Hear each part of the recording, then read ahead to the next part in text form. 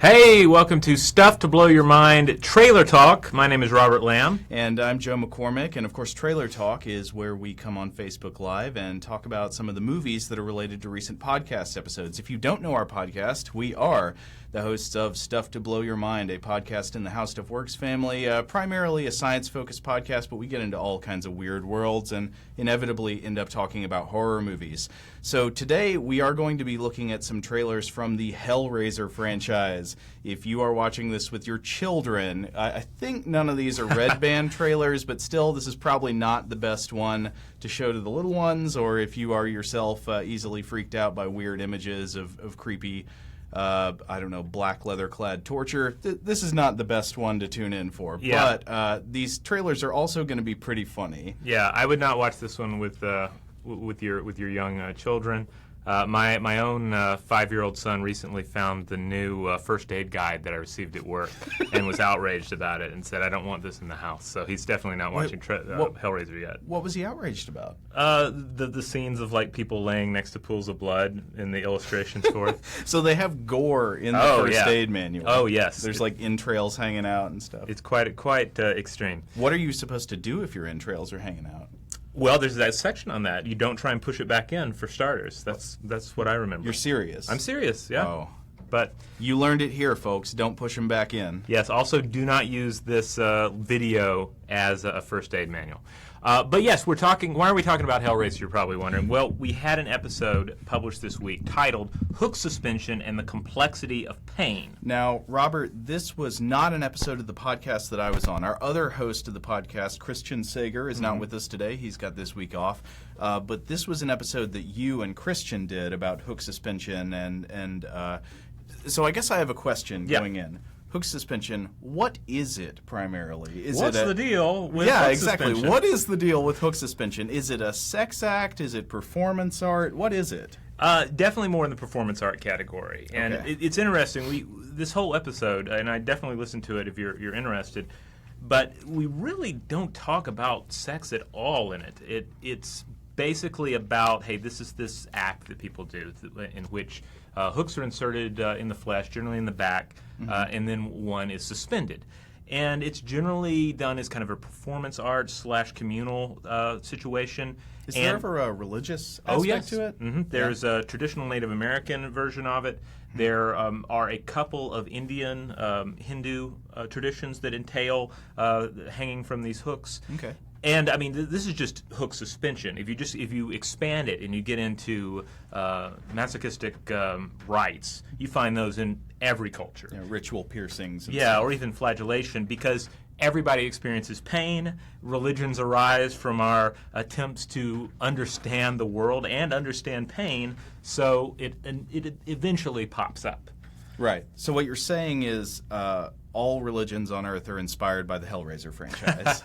Well, I'm saying Hellraiser has more in common with all religions on Earth than you might think. Okay. But one of the things we really tried to do in the episode was demystify hook suspension and say, all right, because you look at it, and a lot of people look at examples of hook suspension in real life the way you might look at a Hellraiser Cenobite and say, that's crazy, that's wacko. I think it's just for shock value. Right, and you just put your shields up and you don't attempt to understand it. You just say, all right, that's nuts. Okay. We attempt to understand it and put it in the context of how pain is yes, tied into pleasure, and how these sensations are different for everyone. There's a vast gulf between my experience of pain and your experience of pain, and our attempts to understand each other are often difficult. Okay, and that there also might be a sort of holy aspect to pain, right? Yeah. And we'll definitely see that in the Hellraiser movies, though in a kind of silly way.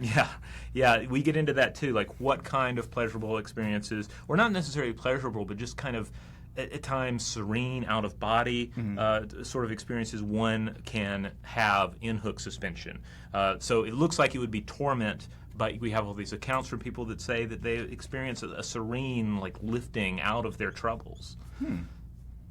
That's interesting. Yeah. Well, maybe we can revisit some aspects of the real science and culture of hook suspension and the various related activities as we go through the trailers. But maybe it's time to look at our first trailer. But before we do that, we will just remind you again, these are going to be Hellraiser trailers. Don't don't watch with your kids here. Andrew asks, do they use anesthesia in hook suspension? Good question. I did not run across any examples of that. It's about experiencing the pain, as I understand it. So that should be a reminder to you out there. Andrew asks a question. If you want to ask a question as we go, we've got our trusty friend Nathan over here writing questions down for us as they come in, so we should be able to answer them, or at least try to answer them as they come up. So feel free to leave comments, not just questions. If you want to tell us that we look silly, or that which Hellraiser movie is your favorite, or which Cenobite is your favorite. You can comment on that too, and so maybe it's time to look at the first trailer, but before we do that, just to remind you, we are the hosts of the Stuff to Blow Your Mind podcast, a science podcast in the How Stuff Works family, and today we're looking at Hellraiser trailers, because why not? Yeah, let's do it. So the first one is going to be, of course, the 1987 film Hellraiser that started everything off, based on Clive Barker's novella, The Hellbound Heart, and this was also written and directed by Clive Barker. Right, so he's this English horror icon. He's got a very distinctive style. Oh yeah, they start off with this quote from Stephen King bragging about how great Clive Barker is. I have never read the book this is based on, the novella, The Hellbound Heart. I'm to understand that you have read it. Yes, I read it back in high school, and I remembered it as being really good, really fun. And I've more recently read... That's funny. I wouldn't describe the movie as all that fun. Well, okay. I would probably have a different experience with it now. But as a younger, as a high schooler, I remember I read it on a class trip to Germany, and while listening to I was really into Soundgarden at the time. Oh, and Chris Cornell just died. Yeah, I know. It's weird. And it would have been more appropriate if I was listening to a lot of Nine Inch Nails. Or Rammstein. Yeah. But... I remember the novella as being fun, and certainly more recently I've read some of the short fiction of Clive Barker's early Books of Blood stuff, and some of those stories are just great. There's some really great works of short horror in those collections. Well, I know that inspired the movie Nightbreed, which is a complete mess, but a really great complete mess. I read that I book really too. enjoyed it. Cabal was the original novel, and I remember that as being a fun read. So if you have not seen the movie Hellraiser, I guess it's best to, at this point, explain the premise, because you've probably seen what the Cenobites look like. They're the people clad in black with various tortures on their skin. But what's actually going on? So the basic premise of the Hellraiser universe is that there is this ancient puzzle box. And the box seems to be, I don't know if you would agree with this, kind of marketed by shady dealers in antiquities toward hedonistic pleasure seekers who have exhausted all the possibilities of what fun they can get out of sex, drugs, and rock and roll. They've gone to the extreme. There's nothing else left for them but this box. Yeah, if you're a mysterious, maybe even vaguely Asian dealer of magical items, then some hapless Westerner comes up to your booth, you're going to ask them, hey, do you have a family? If they say yes, you sell them a mogwai. If they say no, you try to sell them the Lament configuration. Right, and that's the name of this box, the Lament configuration. So it's a puzzle box, and if you solve so there's always a scene in these movies of some guy sitting in a room lit by candles, kind of shirtless with his legs crossed on the floor, messing with the box. And if you solve the box, it opens up, and some light shoots out of it, and then light shoots in through some cracks in the walls all around you, and then hooks fly out of the walls from all the corners of the room. Or sometimes hooks fly out of the box. This is where the hooks come in. There's just a lot of hooks in Hellraiser movies, and they snag your skin, and then these people come out, who are these people with various injuries, you might say, to their skin, and they're wearing black leather, kind of S&M gear, and these are the Cenobites, and they take you away to the world of hell, a place where you're tortured for pleasure and pain indivisible. Yes, and that's a key thing here. I do want to read a quick quote from the original novella. Okay. In moments they would be here, the ones Kirshner had called the Cenobites, theologians of the Order of the Gash, summoned from their experiments in the higher reaches of pleasure to bring their ageless heads into a world of rain and failure. So, especially in the novella, and even in the first film...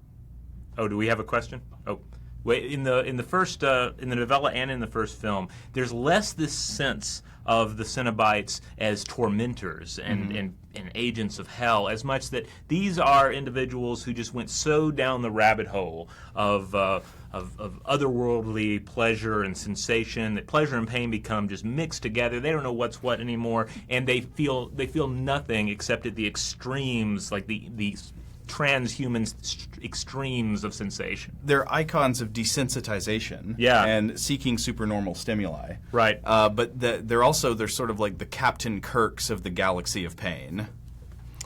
Becky says, "I wish Rob Zombie would redo these movies." Oh no, do we wish that? I don't know. I mean, it depends which Rob Zombie you get. If you get the Lords of Salem Rob Zombie, then I'd be down with that. I heard somebody once say, and I can't remember, I'm sorry I can't remember which critic this was, but there was some movie critic who said, Rob Zombie is the best filmmaker who has yet to make a good movie.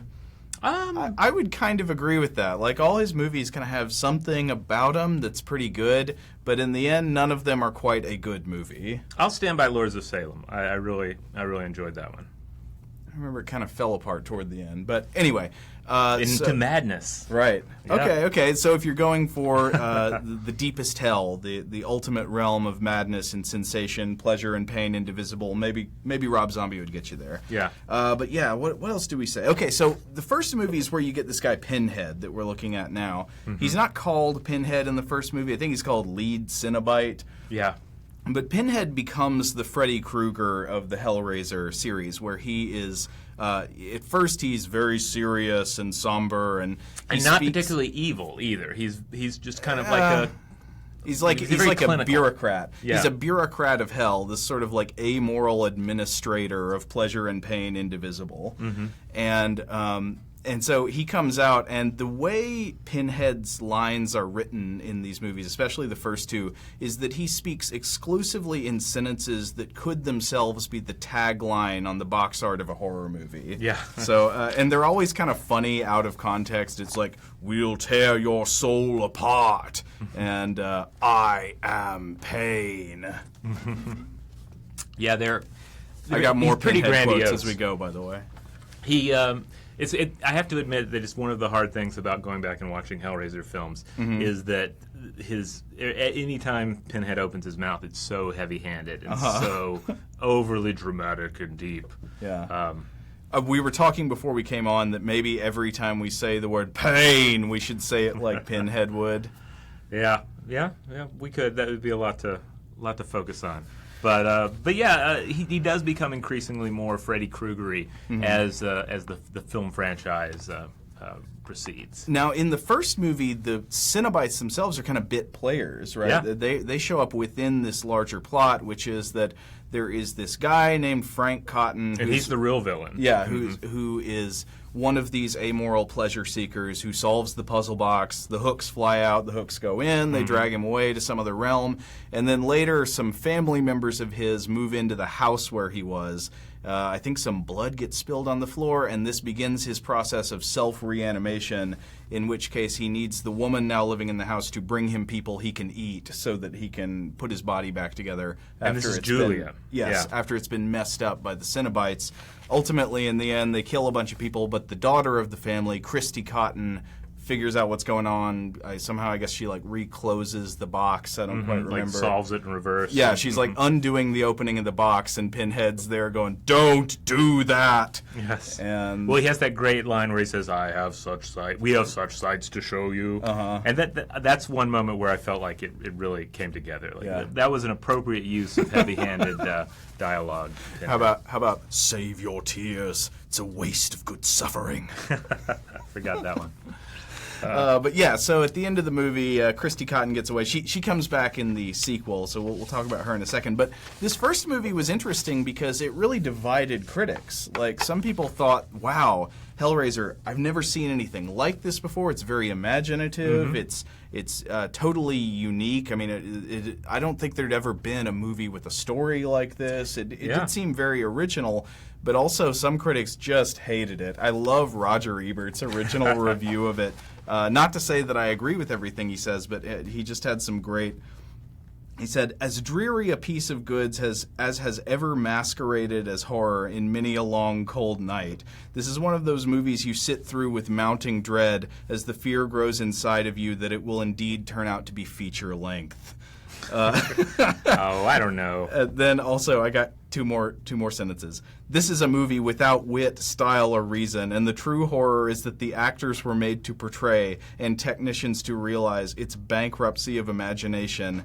I have seen the future of implausible plotting, and his name is Clive Barker. Now, Ebert's a guy who when I agree with him, I really agree with him, and when I disagree with him, I tend to strongly disagree with him. Yeah, but I like it when I disagree with him. Yeah, he was always worth reading, always worth listening to. Don't get me wrong, but if you're gonna criticize Hellraiser, like criticizing the style and the creativity, like that's the one area everything's coming together. Like everything else, I'll say is open to individual tastes. Well, he does criticize the plot, which I think is fair. Well, I guess. I mean, something about the Clive Barker universe, and we'll explore this more as the movies go on, is that they are just really dull and dingy, and it just seems like a grody universe to live in. This place where everybody goes to hell, nothing's good, everything's always dreary. There's never like a nice day outside in a Clive Barker movie, or maybe there is, but you just don't remember it.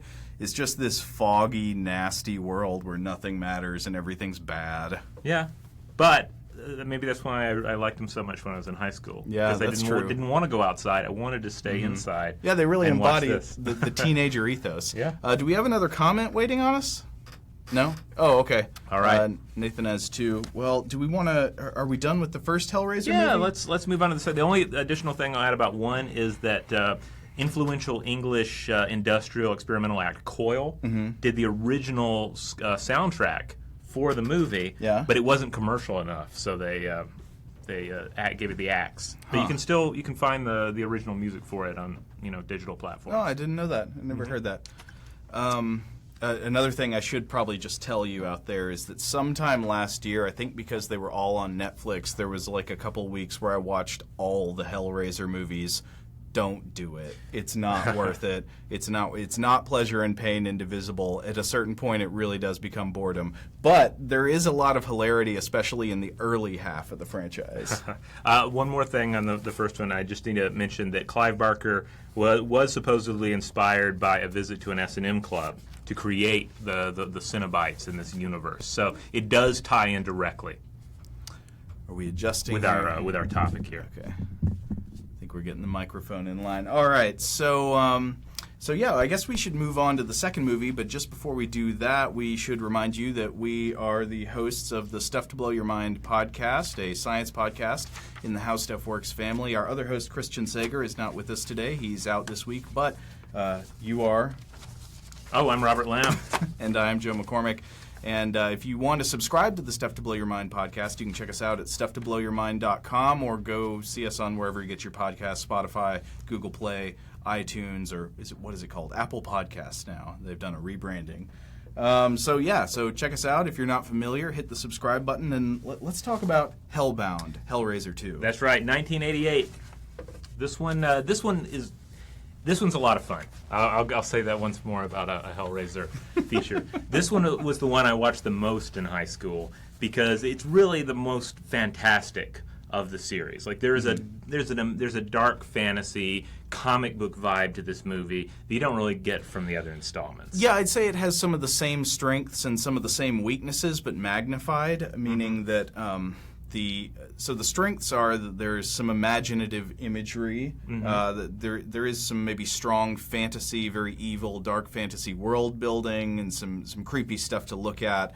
I'd say the downside, sort of like the first movie, but even worse, is that the plot is just nothing. It's paper. I mean, basically the plot is there's the daughter from the first film, Christy Cotton. She has a new friend named Tiffany. They somehow end up going to hell, and they run around hell, and then at the end they escape. Right, and Frank and Julia Cotton. Julia, I think. They Julie show and up, Julia in hell. Yeah, they show up again, skinless. They're running around, and then you also have sort of factors begin to emerge among the Cenobites. You mean is factions? Fun. Yes, factions. Definitely, because so this also has a human villain who is this evil doctor named Dr. Chenard. Is that right? Chenard? I believe so. Yeah. And so he goes to hell and he becomes a Cenobite. But he's a bad Cenobite, and he kills all the other Cenobites, and then they have to get recreated and fight him. So it's sort of like the subsequent Godzilla movies, where there's a turn. In the first movie, Godzilla's the villain, but then in subsequent movies, you've got to leverage Godzilla's power to protect your city from an even worse monster. That's sort of what we get in Hellraiser 2. You got to use Pinhead and all his buddies to fight off the evil new Cenobite in the end. Yeah, and he's quite a cool. Really, any Hellraiser movie that's worth even glimpsing is going to have some cool Cenobite designs. And the Cenobite design for the evil doctor here is pretty great. He has this giant worm coming out of his head. Yeah. It's pretty fun. So he's got like tubes with like drills and stuff on him, or he has tentacles. Yeah. He's pretty cool. Pretty weird. Let's see, what kind of notes do we have? I have, if you can stand it, I have more Roger Ebert quotes because he reviewed this one too. He didn't go on after number 2. All right, let's hear him. Well, he also hated this movie, and he pointed out something that I kind of agree with. What do you think of when you think of the word nightmarish to describe a horror movie? It's something kind of like Hellraiser 2, right? It's this hell world with all these tortures and really horrible, creepy things to look at. Yeah, dark corridors, running around, being pursued by unseen adversaries, sure. Yeah, so that's usually how the word nightmarish is used in horror movie marketing. But Ebert's like, I've never had a nightmare like that. My nightmares are about sort of embarrassing social situations, personal failures, things like that. Yeah. I kind of feel the same way. Yeah, it's like but I've never actually had... Here. No. I've never actually had a nightmare that was like Hellraiser. Well, have you?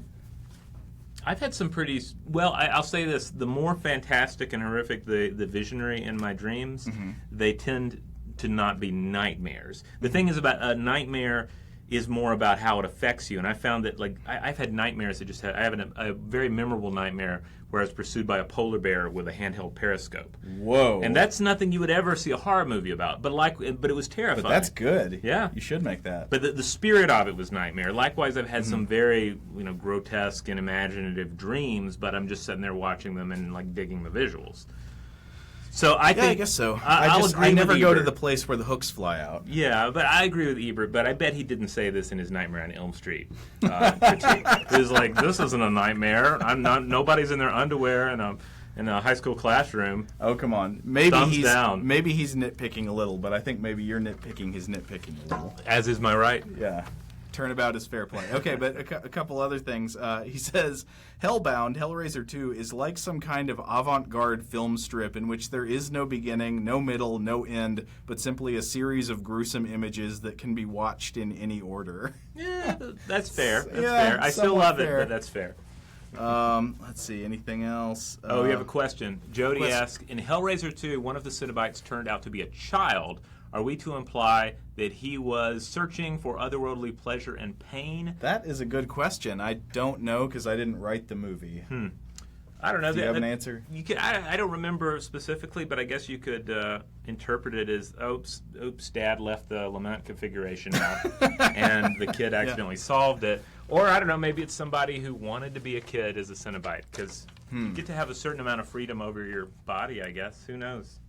Okay. Yeah, that is pretty weird. I mean, I guess it's not always clear how all the Cenobites became Cenobites, because in some cases, they're people who went to hell on purpose or opened the puzzle box on purpose. In other cases, like in the movie we're about to look at, it's just like some dude who got killed on a street somewhere and then woke up as a Cenobite with a CD-ROM slot in his head. Let's move on to 1992's Hellraiser 3, Hell on Earth. And on that note, Joe, I do have an answer. Okay. Because among Hellraiser fans, it's often pointed out that so if a Cenobite comes to Earth, a Cenobite might very well kill somebody and turn them into a Cenobite-type creature. Okay. But that's not a true Cenobite. That's a pseudo-Cenobite. Oh, okay. So it's essentially like a proto-Cenobite, because that Cenobite has not been to hell for full training and full indoctrination into the order. Okay. So that's why they may be a little less serious and they're a little goofier. Okay. So you've got like the real warrior knights of the Pleasure Pain Crusade, and then you've got the people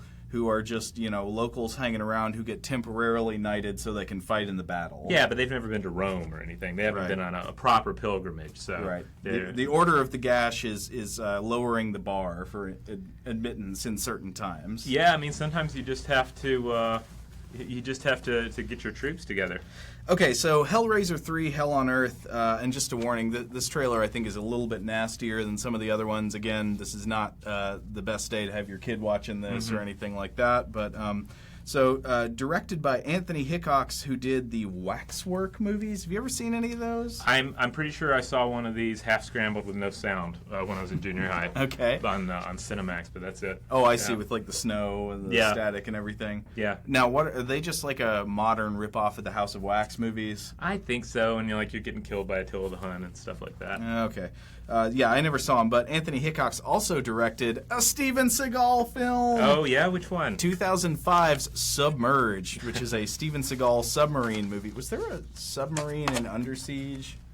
Maybe in Under Siege 2. I don't remember. Anyway, if you're playing 6 Degrees of Pinhead now, there is not much distance between Steven Seagal and Pinhead. Oh, let's see, we got a question. Marshall says, when it comes to Roger Ebert, all I have to do is remember Beyond the Valley of the Dolls, and then I can discount his impotent blustering. Oh, well, that's a little harsh. Beyond the Valley of the Dolls was the only movie that Roger Ebert himself wrote. He wrote the script for Russ Meyer, was it? I think so, yeah.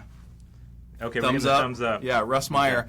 And it's this ridiculous 60s movie. I don't know. I think Beyond the Valley of the Dolls, it's been years since I saw it, but I remember thinking it's pretty wacky.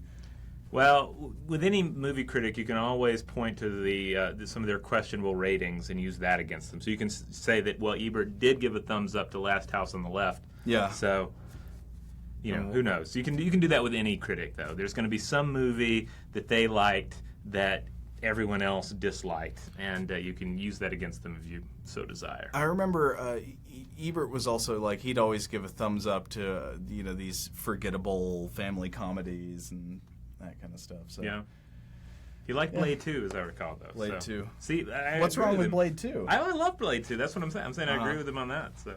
So Hellraiser 3, Hell on Earth. What did we? Yeah. So the basic plot is there's a sleazy guy who owns a rock and roll club, and then the details are odd. I think he gets a statue somehow, and the statue has Pinhead in it. Yeah. And Pinhead's face talks out of the statue. Suddenly the statue starts moving. It shoots hooks out, grabs some people, pulls them into the statue, and he says his lines. He's like, "I am pain." This whole movie is essentially a Cenobite horror movie rampage. The Cenobites are just pure horror movie monsters at this point, and they just go nuts. They just streets, get literally in the streets, unleashed on crowds. But we get some new Cenobites. I can see why. What year was this? It was 1992. Totally makes sense because they're like, we need some techno Cenobites now. Yes. So we get one who's got a CD-ROM slot in his face, and DJ Cenobite. Yeah, he shoots CDs out of his head, and they slice through people. We also get one who's got a camcorder in his head and a mustache. Oh God, yeah, he's definitely a shark jumping Cenobite. I think the first Cenobite with facial hair, if I recall correctly. Oh yeah. I don't know if there was another one. And then you also get this guy, Piston Head Cenobite, who I'm only going on the trailer because I haven't watched the movie in so long. But I think he has a southern accent, which might make him the only southern Cenobite. Yeah. So I am pain. Yeah, essentially. Yeah. But he has a running piston in his head because he likes sex so much. So this movie is a mess. It's definitely not a good movie, but I think it's also, if you're a horror fan, it's one of the funnier and more watchable ones. Yes, and there's actually a fun music video that we'll try and play at the end here. Without sound, we'll just try and glimpse it at the end because Motorhead did a song, Hellraiser, that went along with it and had this awesome video in which Lemmy is interacting with Pinhead, and it's it's as fabulous as you're imagining it. I remember the song not being as brutal as you'd imagine from the movies. Huh.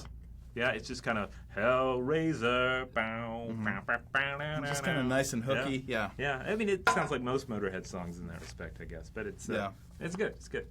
Well, should we go on to the next trailer, Hellraiser 4 Bloodline? Do we have any comments first? Any comments we want to address? No?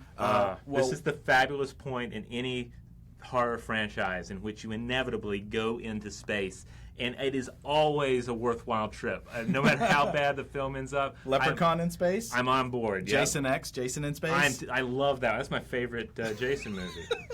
Yeah, it is one of the better ones, isn't it? Yeah. That's David Cronenberg's in that one. Yeah, he is.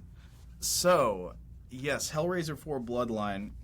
This has vignettes from throughout time in this movie. So they're like going to go back in time and see where did the little puzzle box come from, the lament configuration, which I think they changed the name of in this movie, and they call it the Le Marchand configuration because they say, oh, it was created by this 18th century French toy maker named Monsieur Le Marchand, and then this is the best casting moment of the entire Hellraiser series. We get as the apprentice of this evil toy maker. Actually, I don't even remember if he's evil or not. But anyway, his apprentice is played by Adam Scott. Yes, Adam Scott of Parks and Recreation, of Party Down, of all that stuff.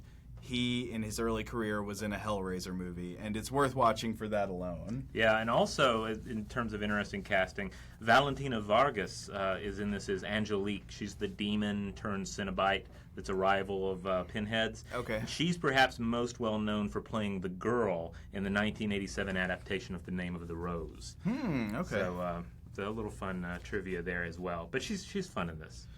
So this movie, I think, had multiple directors, and one of them at least tried to be an Alan Smithy and get his name taken off of it. It's one of those rare films that I think is directed by 6 different Alan Smithies or something. It was definitely a trouble production, definitely a mess. But a big weird fact about this one is that one of the directors who tried to get his name taken off was Joe Chappelle, who ended up directing episodes of HBO's The Wire. Ah, there you go. Craziest connection from Pinhead to The Wire.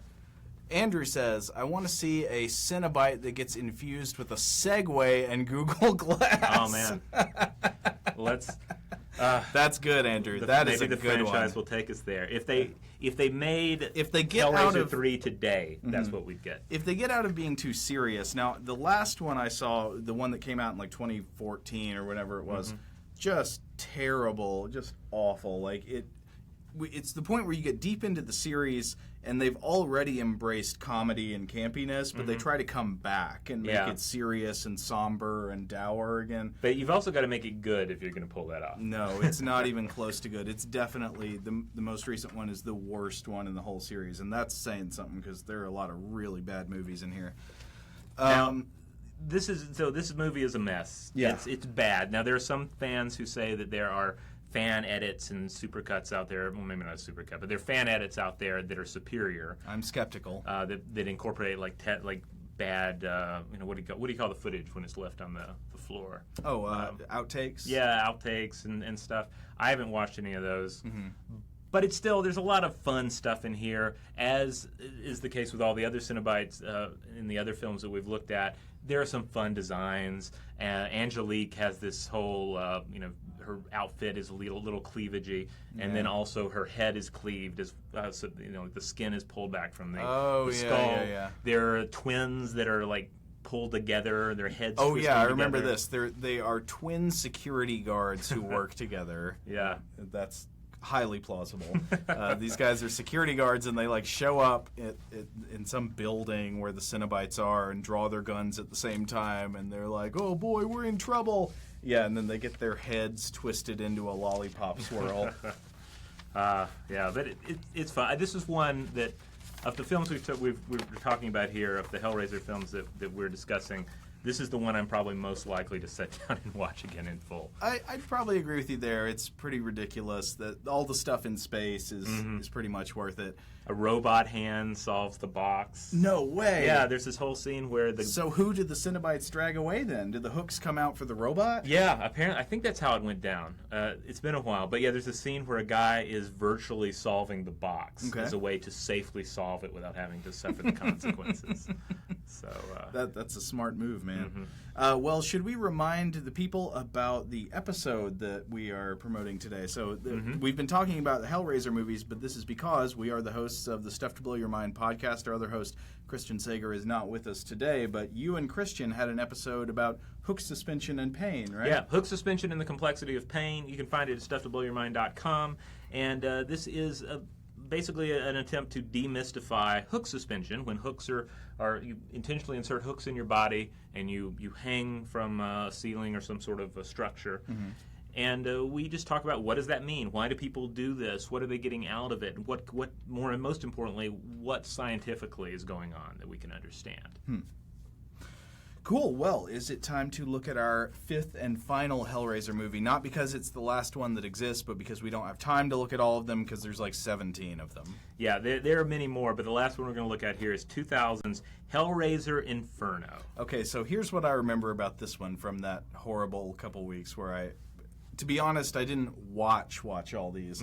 Sometimes I just sort of like put them on while I was doing some work. I think that was the case with this one, and what I recall is that it's basically just a cop movie that's got a lot of murders and weirdness and horror-type imagery in it.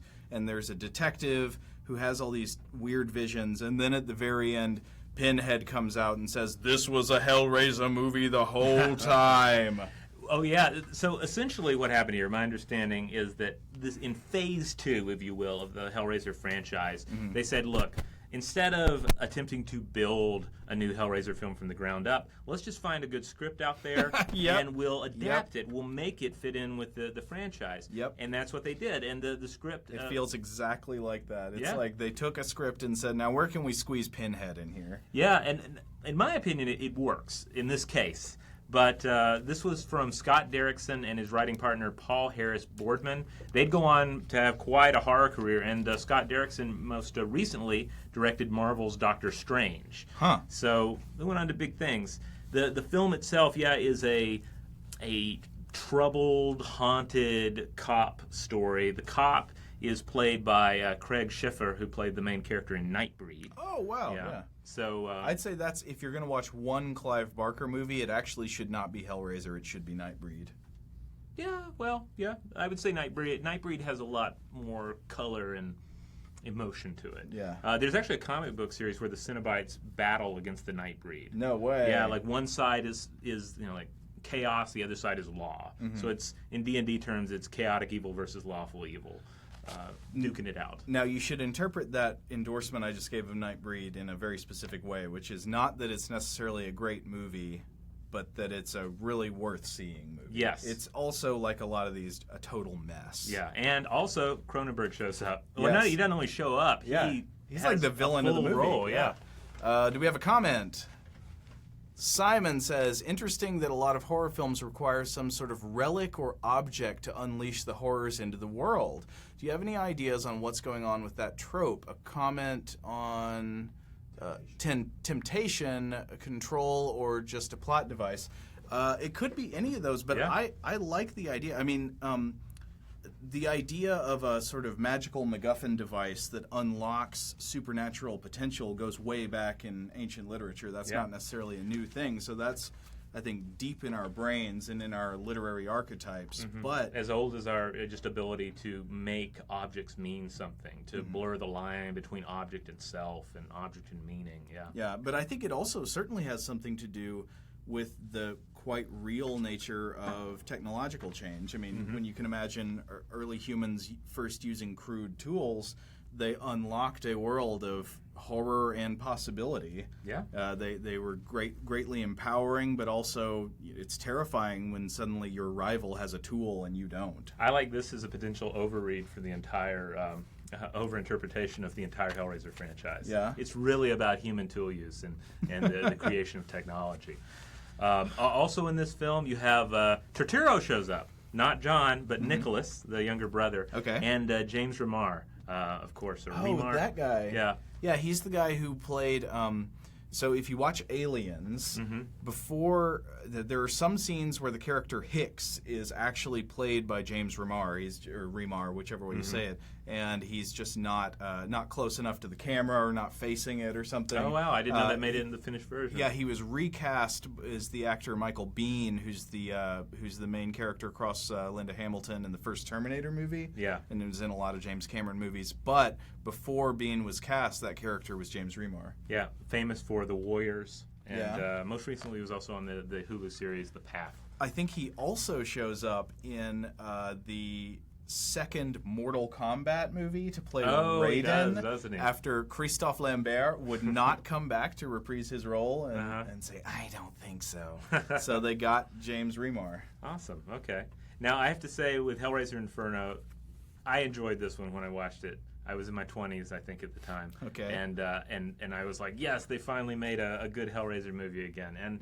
And I haven't seen it recently, but I think I'll still stand by that as my judgment of the film. That this was maybe the last good Hellraiser film before it descended once more into darkness. Yeah, I'm not gonna pretend I really liked it, but I can see how I think it was made with more skill than most of the other later Hellraiser movies. Yeah, and by pushing the Cenobites back into the background, in this case, they were able to really give them a bit of their mystique again. Now, wouldn't it be great if they did this with other horror movie franchises, where it's just like there is a movie where you think it's just a murder mystery.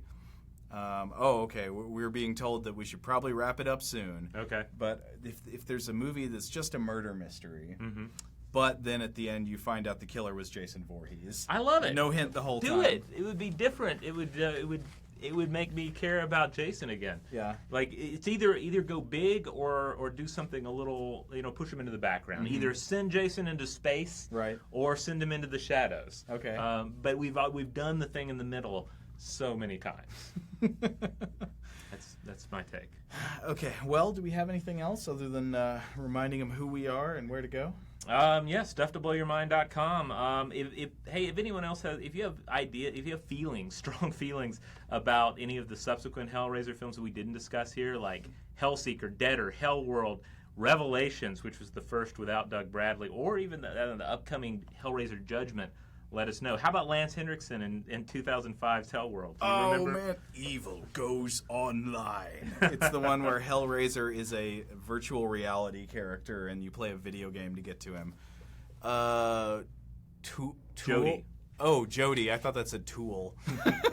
Jody quotes Pinhead, "It's not hands that call us, it is desire." So is that might be from Hellraiser 4, so it's whoever designed 2? Oh, okay. So not whoever designed the robot to open it in space, but something in 2. Nice. Well, I'm glad that was a perfect quote to throw in, and it adds to your statement on the franchise, as I'm interpreting it. All right. Well, as we close it out here, let's glimpse some of that Motorhead video. Yeah. And see if this crashes the broadcast at all. But like I say, this is a lot of fun because it's essentially. Really, this video you should look up on YouTube and watch in full with the sound. It's probably the best cut of Hellraiser 3. This is the best version of Hellraiser 3 because kind of like doing a big stare down with Pinhead. Right. And so once again, if you are not already subscribed to the podcast, check out Stuff to Blow Your Mind wherever you get your podcasts, Apple Podcasts, Spotify, Google Play, wherever you go, and hit the subscribe button so you don't miss any of our future episodes. Otherwise, go to StuffToBlowYourMind.com and see everything we do there.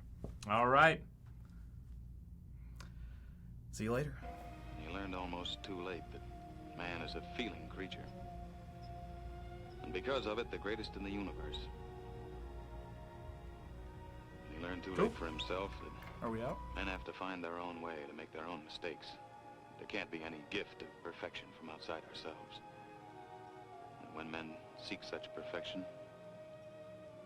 they find only death, fire, loss, disillusionment, and the end of everything that's gone forward.